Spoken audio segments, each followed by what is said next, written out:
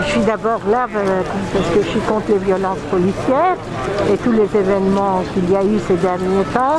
Et je suis venue aussi soutenir la famille Chouvia et d'autres familles victimes des violences policières qui ont perdu des proches. Je suis là aussi pour dire à cette loi sécurité globale qu'il y a des articles qui ne nous conviennent pas. Il y a, par exemple, l'article 4 nous convient, c'est sur la police municipale. Oui, mais l'article 24 devrait être revu entièrement. Et là, on ne sait pas quelle est l'attitude de Darmanin sur ce sujet. La loi est arrivée au Sénat et elle va être débattue en mars et on n'est pas plus avancé. Et la même chose, la loi qui arrive sur les valeurs de la République, il y a l'article 18 qui est aussi très problématique comme l'article 24, très proche du contenu.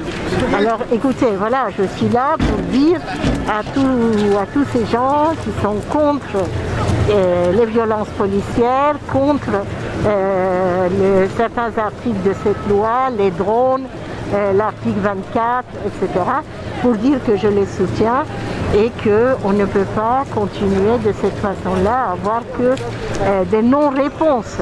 Parce que l'article 24 est combattu même par la majorité de M. Darmanin.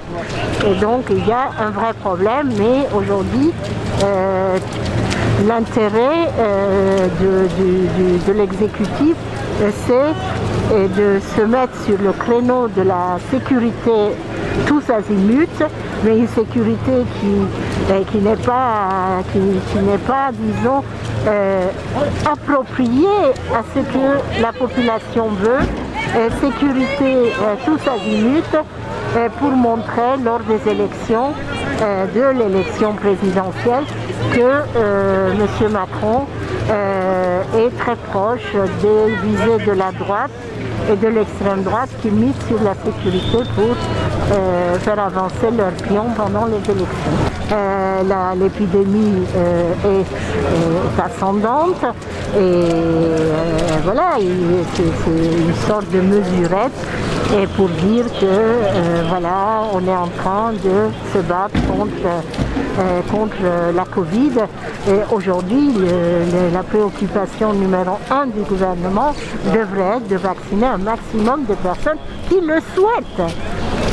Mais dès le départ, on a pris des décisions totalement confuses, contradictoires, incompréhensibles, comme pour le masque, comme pour les tests.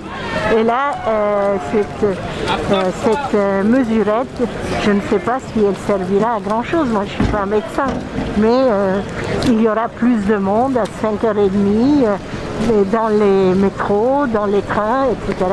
Parce que les gens veulent 5h, 5h30, les gens veulent rentrer chez eux. Qu'est-ce que ça changera? Il aurait fallu mettre plus de transports en commun, etc. pour, disons, alléger alléger ce surcroît de population dans les métros, dans les trains, etc. Non, on va au plus facile, on enferme les gens. Voilà. Et là, on continue. Moi, je ne suis pas d'accord. J'ai l'impression que ça va vraiment poser des problèmes aux gens, de nouveau au commerce. Et les personnes là, elles doivent s'arranger pour faire leurs courses. Il y aura une grande affluence dans les magasins, les supermarchés, etc. Je ne vois pas vraiment l'utilité, mais peut-être comme je ne suis pas médecin,